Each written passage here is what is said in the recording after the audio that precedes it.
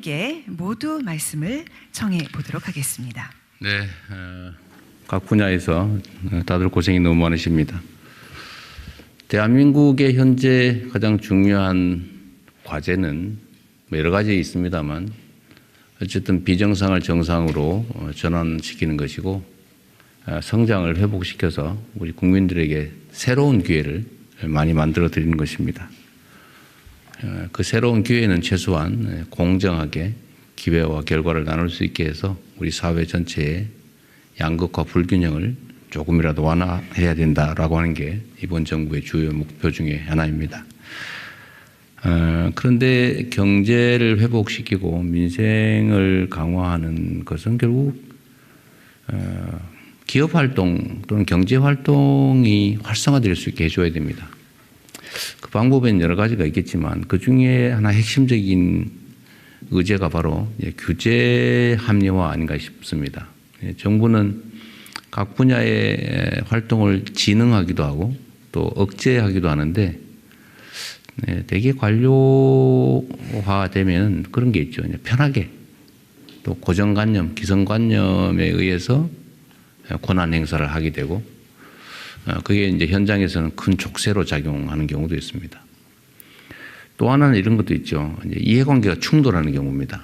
예를 들면 기업 활동을 원활하게 하기 위해서 자유롭게 많은 걸 풀어주면 사회의 안전, 국민들의 안전 또는 뭐 보안 이런 데 위해를 가할 가능성이 커지죠.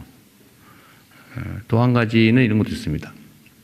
그리고 오늘 얘기할 것 중에 하나이기도 한데 재생에너지를 활성화하기 위해서 규제를 완화해서 뭐 거리 제한이나 이런 걸 막 풀어주거나 이러면 동네 사람들은 동네 흉물 됐는데 아무런 이익도 없고 소수의 업자들이 그 혜택을 다 차지하니까 이해관계가 충돌하죠.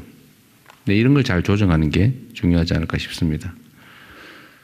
그러나 중요한 거는 그게 바로 정부의 역할이라고 할 수 있는데 이해관계가 충돌하면 그걸 회피하기 위해서 규제를 할 게 아니라 잘 조정해 주면 되죠. 예를 들면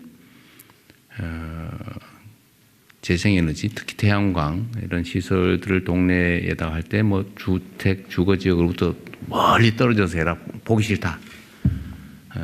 또 재해 위험 발생한다. 이렇게 하면 재해 위험을 최소화하게 하고 주민들이 막 환영하게 하는 혜택을 함께 나누게 제도화하면 반대할 이유가 없겠죠. 그럼 굳이 이렇게 엄격한 이격거리를 강제할 필요는 없을 겁니다. 이런 게 이해관계를 조정하는 것일 테고요. 또 예를 들면 어떤 규제를 해제하면 국민들의 예를 들면 생명과 안전 또는 개인정보 이런 게 침해된다.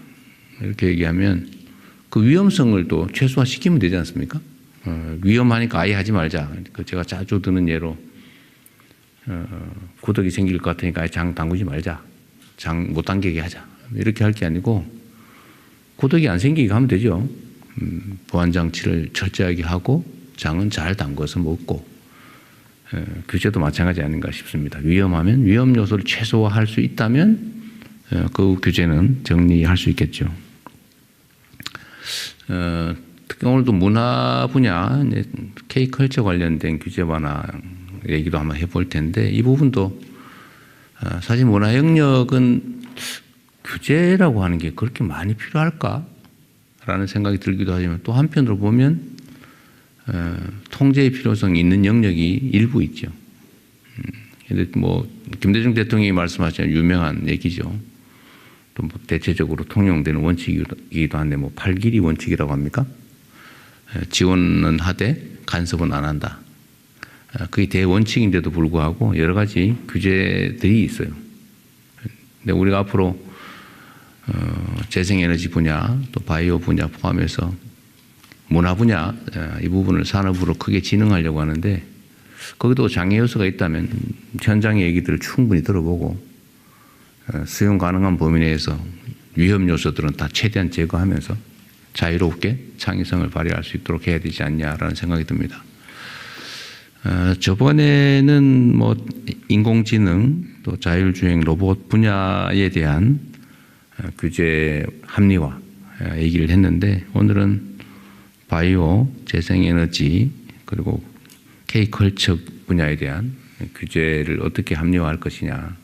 필요한 규제는 강화하고 불필요하거나 꼭 필요하지 않은 규제는 완화 또는 철폐하는 그런 논의들을 하게 될 텐데 각 분야에서 많이 준비했을 테니까 함께 토론해 보도록 하겠습니다. 네, 고맙습니다. 네, 말씀 감사합니다.